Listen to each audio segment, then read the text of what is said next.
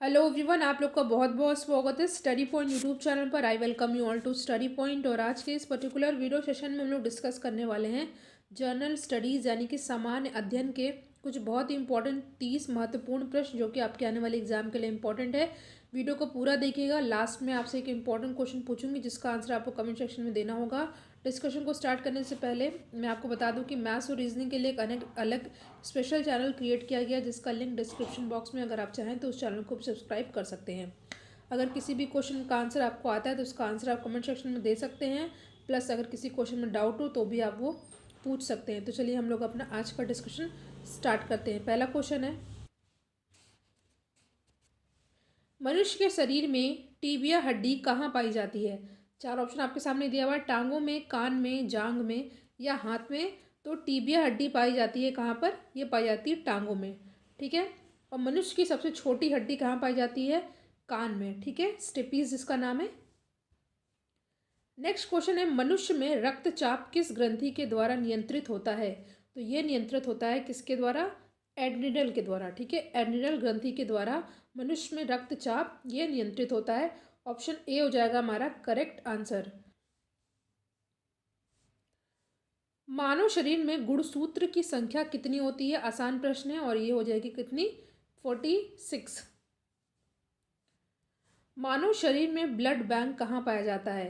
प्लीहा में, जिसको इंग्लिश में स्प्लीन बोलते हैं, यकृत में, अग्नाशय में या बड़ी आंत में।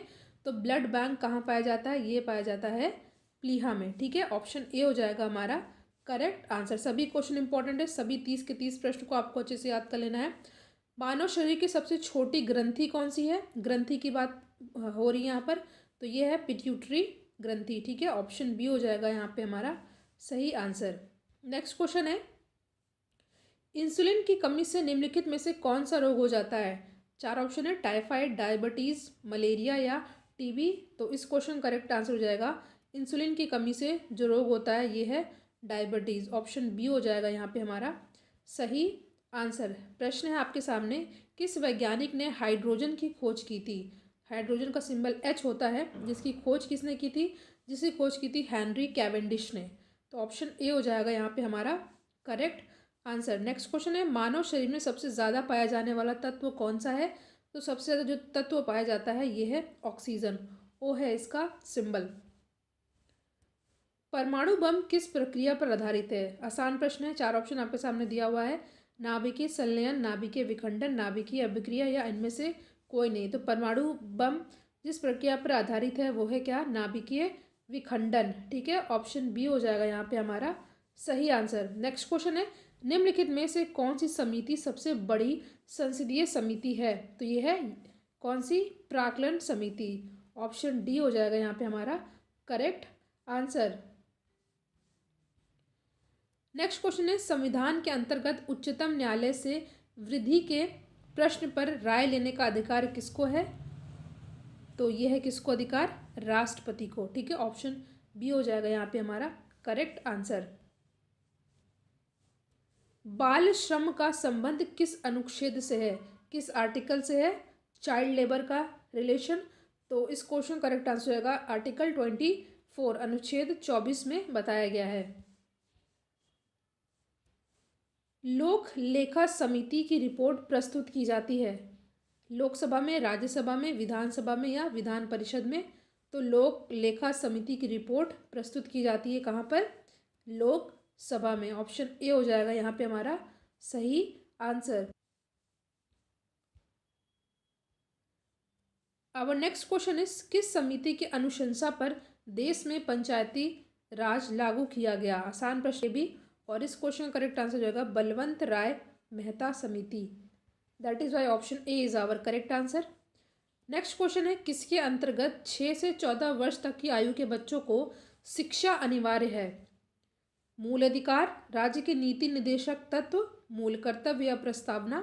और इस क्वेश्चन करेक्ट आंसर जाएगा मूल अधिकार, ठीक है। ऑप्शन ए हो जाएगा यहाँ पे हमारा करेक्ट आंसर। नेक्स्ट क्वेश्चन है आपके सामने, भारत में वित्तीय आपातकाल कितनी बार लागू किया गया है? 0 टाइम्स, ठीक है। भारत में वित्तीय आपातकाल अभी तक नहीं लागू किया है, तो ऑप्शन डी हो जाएगा यहाँ पे हमारा करेक्ट आंसर, ठीक है। नोकरेक राष्ट्रीय उद्यान किस राज्य में है? मणिपुर, मेघालय, त्रिपुरा या मिजोरम? तो नोकरेक राष्ट्रीय उद्यान कहाँ पर है? ये है मेघालय में। ठीक है, ऑप्शन बी हो जाएगा यहाँ पे हमारा सही आंसर। विश्व पर्यटन दिवस कब मनाया जाता है? तो विश्व पर्यटन दिवस मनाया जाता है 27 सितंबर को। ऑप्शन बी हो जाएगा यहाँ पे हमारा सही आंसर। विश्व पर्यटन दिवस की बात हो रही है तो ये है 27 सितंबर।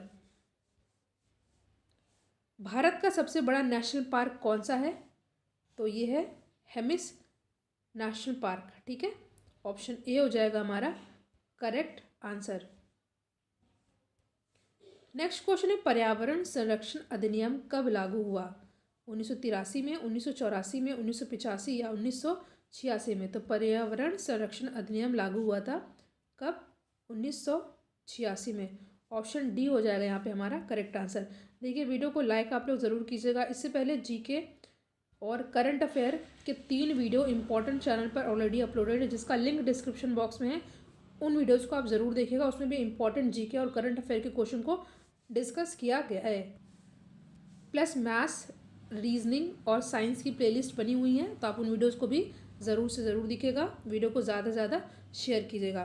तो पर्यावरण संरक्षण अधिनियम लागू हुआ था 1986 में।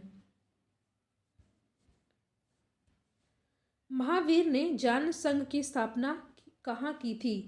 तो ये कहाँ पे किया था इन्होंने? ये किया था इन्होंने पावापुरी में। ऑप्शन ए हो जाएगा यहाँ पे हमारा सही आंसर। किस वेद की रचना गद्य और पद्य दोनों में की है? ऋग्वेद, सामवेद, यजुर्वेद या अथर्ववेद? तो इस क्वेश्चन करेक्ट आंसर हो जाएगा यजुर्वेद। ठीक है, यजुर्वेद जो वेद है इसकी रचना गद्य और पद्य दोनों में की गई है। आपको पता है 4 इंपॉर्टेंट वेद हैं, ऋग्वेद, सामवेद, यजुर्वेद और अथर्ववेद। सबसे पुराना वेद कौन सा है? ये है ऋग्वेद। इंडिया डिवाइडेड पुस्तक के लेखक कौन है? महात्मा गांधी, सरदार वल्लभ भाई पटेल, राजेंद्र प्रसाद या श्यामा प्रसाद मुखर्जी? तो इंडिया डिवाइडेड पुस्तक के लेखक हैं राजेंद्र प्रसाद। भारत के पहले राष्ट्रपति थे राजेंद्र प्रसाद। ये बिहार से संबंधित है। ठीक है, इनका जन्म बिहार में हुआ है। बात की जाए सरदार वल्लभ भाई पटेल, तो इनकी unity of statute of unity, ठीक है, ये बनाया गया है कहाँ पर? ये बनाया गया है गुजरात के नर्मदा डिस्ट्रिक्ट के केवड़िया गांव में। ठीक है, तो ये भी आप लोग याद कर लीजिएगा, सरदार वल्लभ भाई पटेल।